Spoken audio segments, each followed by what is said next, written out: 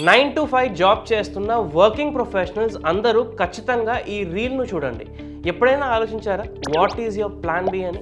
లేదా అయితే ఇప్పుడు ఖచ్చితంగా దాని గురించి ఆలోచించాల్సిన టైం వచ్చింది. ఎందుకో తెలుసా? ఇప్పుడున్న సిచ్యువేషన్స్కి మీ పే చెక్ ఖచ్చితంగా సరిపోదు. అందుకే డైవర్సిఫై యువర్ మనీ. మీ జాబ్తో కలిపి కనీసం 7 ఇన్కమ్ స్ట్రీమ్స్ మనకు డెవలప్ చేసుకోవాలి. ఫస్ట్ వచ్చేసి ఎర్న్డ్ ఇన్కమ్, అంటే మీ జాబ్ ఇది ఎలాగో మీకు మంత్లీ ఇన్కమ్ తీసుకొస్తుంది. సెకండ్, డివిడెండ్ ఇన్కమ్, అంటే స్టాక్స్ లాంటివి అనమాట. రెంటల్ ఇన్కమ్, మీకు ఏదైనా రెంటల్ ప్రాపర్టీ ఉంటే దాని ద్వారా వచ్చే ఇన్కమ్.